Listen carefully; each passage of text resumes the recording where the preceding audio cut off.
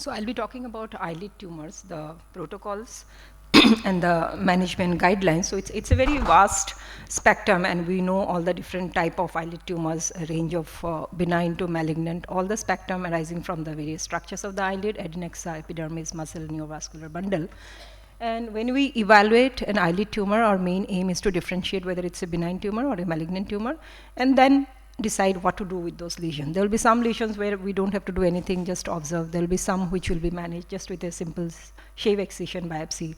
Some might need a complete excision. Some will need an incision biopsy to confirm the diagnosis. And then now there is host of multimodal treatment modalities which are available. We have targeted treatment which are available. And then some, there will be where things are entirely non-surgical. So to begin with the simplest one, these are the very simple, very common lesions which are seen around the periocular area in the eyelid skin, especially in the elderly population, seborrheic keratosis. And more often than not, the indication for treatment is any irritation or any excoriation over the surface. Sometimes the patient will come with complaints of itching and they want it to be removed. So all we have to do is a simple shave excision, which will take care of the lesion. And since these defects are very superficial, epidermal defect, we really don't have to go back and close those defects. They will heal by granulation. So what we have to remember also that not all seborrheic keratosis, especially in a child, are benign ones. Benign in the sense they are not something which does not have any repercussion. In a child like this, where there is a linear pigmentation of the skin, small seborrheic keratosis, this could indicate that the child has something else also. And we know about the linear nevus sebaceous syndrome, where there are ocular abnormalities, cutaneous abnormalities, and these children and these patients are predisposed to get cutaneous malignancies and sometimes visceral malignancies also later on in life. So we need to be aware of this. Other lesions where sometimes just a simple excision is the treatment of choice, but if it's a keratin horn or a papilloma, we have to be a little more careful. We have to send these lesions for histopath. Why is that so? Because sometimes keratin horn can be just the tip of the iceberg and there could be something sitting at the base of the lesion. This was a squamous cell carcinoma where because of the exuberant keratin formation, the horn is formed. If you just excise the horn, don't send it for histopath, do not look at the base of the lesion. You have to tell the pathologist to look at the base of the lesion on the histopath and not just the keratinized portion. We will miss out the underlying cause. So this was the squamous cell carcinoma, the keratin horn formation. So sometimes the lesion can be a little more kind of atypical or extensive. The first two are marginal nevus, the compound nevus. The third one is also nevus, but that is amelanotic. All of this can be taken care of by simple shave excision. But sometimes the lesion can be way more extensive. This is the split nevus or the kissing nevus, so-called kissing nevus. And many a times if the growth is kind of long-standing, there is a lot of exposure of the conjunctiva, there is hypertrophy, it can actually mimic a malignant transformation, which this patient seemed to have. This was already operated several times by the plastic surgeons. You can see the skin graft which are there in the periocular area, the split graft. She came back with this growth of the lower eyelid mass. And we did an incision biopsy to first confirm that there is no malignant transformation going on, which can rarely happen in a nevus, eyelid nevus, very rare but can happen. Once it is confirmed, then we can again go for a limited excision. We don't have to chase and excise the whole extent of the lesion here. Idea is to restore the cosmesis, and leaving behind a little portion is okay here. So this girl actually used to use mascara and I think the liner for the other eye to match it with the residual lesion of the right eye post-excision. But not all pigmented lesions, even a small one like this, could be benign, and we all know what this lesion is. So this is a multinodular lobulated sort of growth, pretty kind of dark pigmentation, but what is also important is the surface ulceration, crusting over the surface, some distortion of the lid margin, possibly some loss of the eyelashes also. So what do you think it is? We have two audience, three in fact. What is your diagnosis? Does it look like a nevus again, or does it look like something else? So the base of the lesion is also something which we have to look at here, the non-pigmented part, which looks little more fleshy. So do you think it is something which could be anything else other than a nevus? So this was a basal cell carcinoma, pigmented basal cell carcinoma, which can look like a nodular variant, can actually sometimes the small lesion can begin like this. And it's important to look at the surface of these lesions. A compound nevus rarely undergoes surface ulceration and crusting, and there is no irregularity of the surface. It's a pretty smooth surface. You can say the hair follicles coming out through the surface. Here the architecture of the surface seems to be distorted. So what do we do in this lesion? This is a malignant tumor. This is not benign. So we have to go for a wide excision with margin clearance, with cryo to the edges if required. If you have a frozen section facility, you can do an intraoperative frozen section.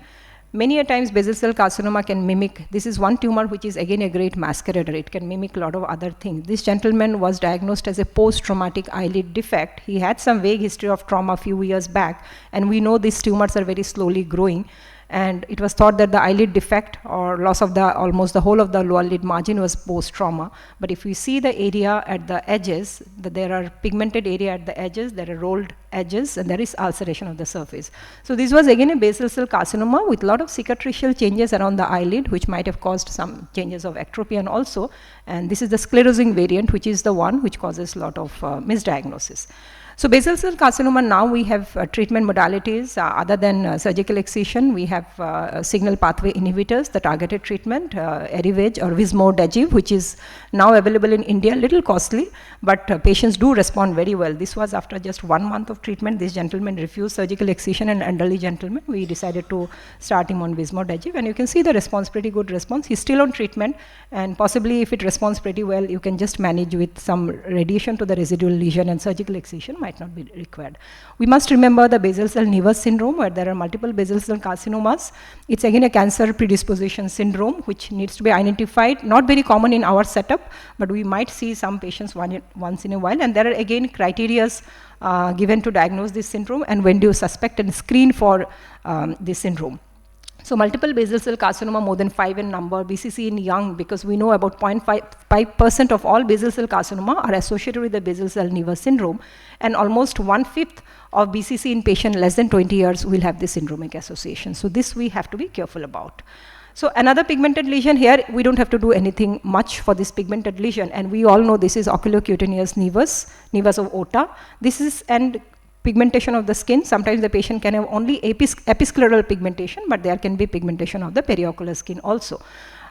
What we have to do or know that, this is one lesion where there can be underlying development of malignant tumor. This lesion per se is not malignant, but these are the patients who are more predisposed to develop uveal melanomas, meningeal melanomas, esophageal melanomas, and other visceral melanomas.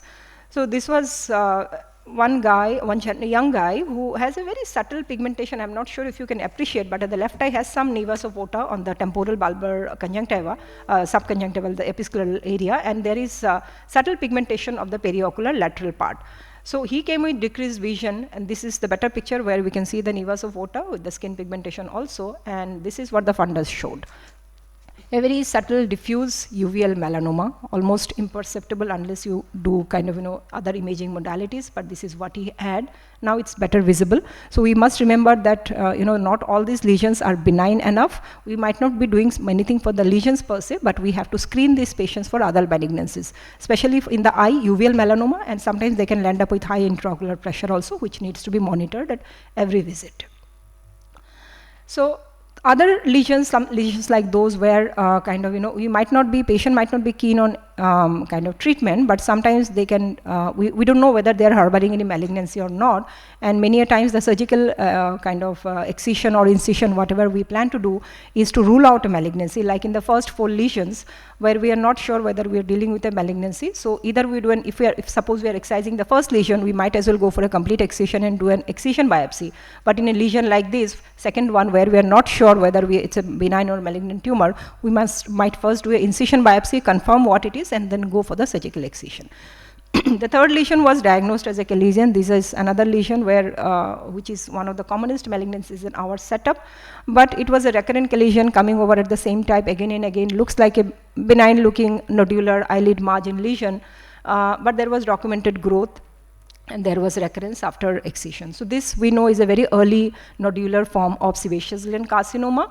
There are loss of eyelashes, some distortion of the lid margin. It's yellowish looking lesion, more solid looking lesion, and it is extending to the conjunctival surface or the tarsal surface also in the intermarginal area, which is unlikely for a lesion. So this was a early sebaceous gland carcinoma, and these are the cardinal signs which will help us to clinch the diagnosis. And for sebaceous gland carcinoma, the primary treatment for a localized lesion like this remains full thickness excision with clear margins under frozen section if you have the facility, with cryo to the margins. with good margins, and then this lesion can be directly managed. This is how we send the margins to the pathologist for review.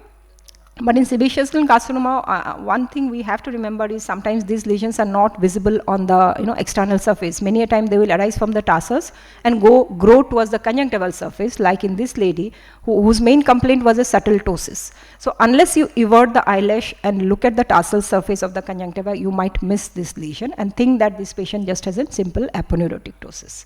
So this is something we must remember. Any subtle thickening of the eyelid along with ptosis, please evert and look at the conjunctival surface or the tarsal surface of the eyelid also. So this is another variant which are again commonly misdiagnosed as pegytoid variant of sebaceous gland carcinoma. Diffuse lesion, no nodular thickening per se, and sometimes present with persistent unilateral blepharoconjunctivitis. And this kind of lesion, what we do is something called as map biopsy first. We don't go for a direct excision of this lesion. First map out the extent of the tumor, and based on the extent of the tumor, we decide whether just an excision is sufficient or a more destructive surgery like an exenteration might be required for these patients. Multimodal treatment has a lot of role these days, especially in neoadjuvant chemo for extensive sebaceous gland carcinoma like this. This was inoperable going right till the orbital apex. 3 cycles of chemo, the lesion proptosis goes down quite a bit. The left eye, you can see that it's almost kind of not visible from the external side. And then this is the time, depending on the residual extent of the lesion, you can decide to go ahead with an exenteration or give radiation therapy. So another patient, this was courtesy Dr. Anirban, where there is good response after chemotherapy, neoadjuvant chemo with carboplatin and 5-FU, and this patient just needed EBRT and not even surgical excision for the residual lesion. So another, I'll skip this part, this syndrome. Okay. Okay, so coming on to the squamous cell carcinoma, sometimes we do see extensive lesion. More often than not, the lesions will be smaller, localized to the eyelid. This is not very common in our setting. We see more of basal cell and sebaceous gland carcinoma, of course, but sometimes we do see extensive lesions like this. So this looks like, we are not very sure at this stage whether it's from the eyelid or the ocular surface when there is a fungating mass like this. But in this lesion, the idea here is that these are the lesions where we first have to, we can't go ahead and do an exenteration straight away. Give chemo, reduce the lesion, debulk the lesion with chemo, and then if required, go for exenteration, go for radiation therapy. It gives much better outcome, even if it's for palliative purpose. So multimodal treatment does have a role. I'll finish with this case. This was one gentleman kept on coming back to us with recurrent kind of blepharitis.